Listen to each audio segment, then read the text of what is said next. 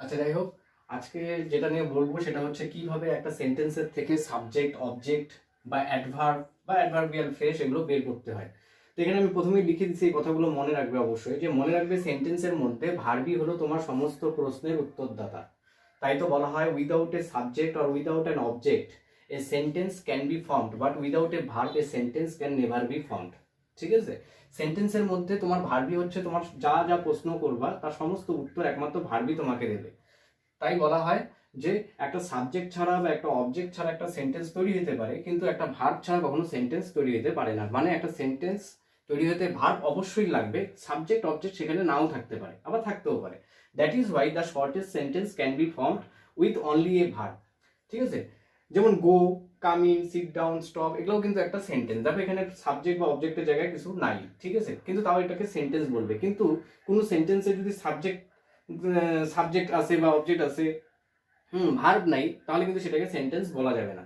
তাই therefore first of all you have to find out the verb in a sentence. তাই জন্য তোমাকে প্রথমে কি করতে হবে, তোমাদেরকে যে সেন্টেন্সের মধ্যে সব, মানে কোনো একটা জাম্বেল অর্ডারে দেওয়া আছে কোনো কিছু, মানে একটা অনেকগুলো ওয়ার্ড, তা তো সেখান থেকে তুমি প্রথমে আমাকে কি বের করতে হবে, সবার প্রথমে সেখান থেকে ভার্বটাকে খুঁজে বের করতে হবে। একবার যদি ভার্ব খুঁজে বের করা যায়, তাহলে তুমি সমস্ত কিছু এক এক করে বের করতে পারবে। সাবজেক্ট বের করতে হলে কি করতে হবে, সেই ভার্বকে, যেই ভার্বটা তুমি বের করলা খুঁজে, সেই ভার্বকে হু দিয়ে প্রশ্ন করতে হয়, মানে কে দিয়ে প্রশ্ন করতে হয়। ঠিক আছে? আচ্ছা দেখো, আমি এখানে নিচে উদাহরণ দিয়েছি, দেখো ইজ প্লেইং। ঠিক আছে? হি is playing cricket in the field. এখানে ভার্ব কোনটা, ইজ প্লেইং মানে খেলছে। তা এই কথা মতো সাবজেক্ট বের করতে গেলে আমাকে কি করতে হবে, ভার্বকে হু দিয়ে প্রশ্ন করতে হবে। তা আমি একে যদি প্রশ্ন করি কে খেলছে, তাহলে উত্তর কিন্তু সহজেই পাচ্ছে, হি মানে সে। তার মানে হিটা কি এখানে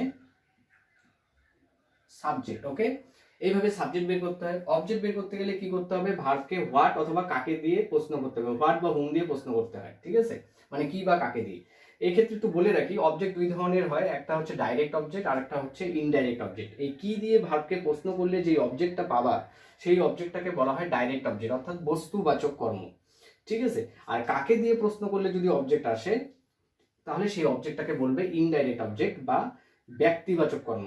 তো আমি এখানে লিখে দিতে পারি ডাইরেক্ট অবজেক্ট, ডি ও মানে ডাইরেক্ট অবজেক্ট। ওয়ার্ড দিয়ে প্রশ্ন করলে যে অবজেক্টটা পাবো সেটা ডিও মানে ডাইরেক্ট অবজেক্ট, আর কাকে দিয়ে প্রশ্ন করলে যে অবজেক্টটা পাবো সেটা কি ইনডাইরেক্ট মানে IO, I for indirect, O for object.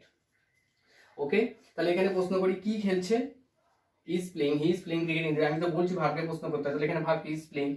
Is playing কে আমি যদি কি দিয়ে প্রশ্ন করি, কি খেলছে, তাহলে অ্যান্সার আসতেছে কি ক্রিকেট, তার মানে এটা কি অবজেক্ট। কি দিয়ে প্রশ্ন করে যেহেতু আসতেছে, তার মানে এটা কি ডাইরেক্ট অবজেক্ট। ওকে, হ্যাঁ।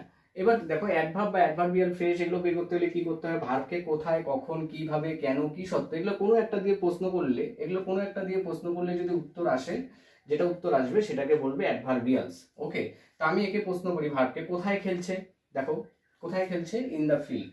ঠিক আছে? এটা আসতেছে, তার মানে কি এটা অ্যাডভার্বিয়াল।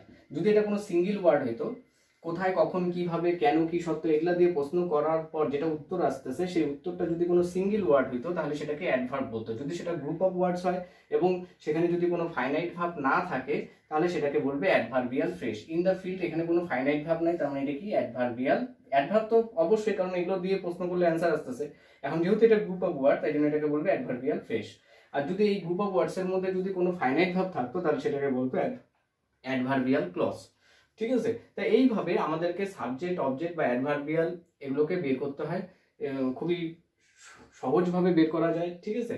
তাহলে তোমরা একটা ভালো সেন্টেন্স কনস্ট্রাকশন করতে পারবে। ঠিক আছে? সেন্টেন্স কনস্ট্রাকশনের জন্য আমাদের এটা জানা উচিত, কারণ একটা সেন্টেন্স তৈরি করতে গেলে প্রথমে আমাকে সাবজেক্ট বসাইতে হয়, তারপরে ভার্ব বসাইতে হয়, তারপরে অবজেক্ট বসাইতে হয়, তারপরে অ্যাডভার্বিয়াল বসাইতে হয়। দেখো আমি সাবজেক্টের উপরে টিক চিহ্ন দিচ্ছি বা ক্রস চিহ্ন দিচ্ছি, তার মানে কোনো সেন্টেন্সে সাবজেক্ট থাকতেও পারে, আবার উজ্জ্বল থাকতে পারে। অবজেক্টের ক্ষেত্রেও তাই কোনো সেন্টেন্স অবজেক্ট থাকতে পারে বা নাও থাকতে পারে। অ্যাডভার্বিয়ালের ক্ষেত্রেও তাই কোনো ক্ষেত্রে সেন্টেন্সের ক্ষেত্রে অ্যাডভার্বিয়াল থাকতেও পারে, নাও থাকতে পারে, কিন্তু ভার্ব সবসময় কি করবে, সেন্টেন্সের মধ্যে থাকবে। ভার্ব ছাড়া একটা সেন্টেন্স তৈরি হতে পারে না। ঠিক আছে? তাই এইভাবে আমরা সহজে সাবজেক্ট, অবজেক্ট বা অ্যাডভার্ব কিভাবে বের করা যায় সেগুলো আমরা জানতে পারি। ঠিক আছে?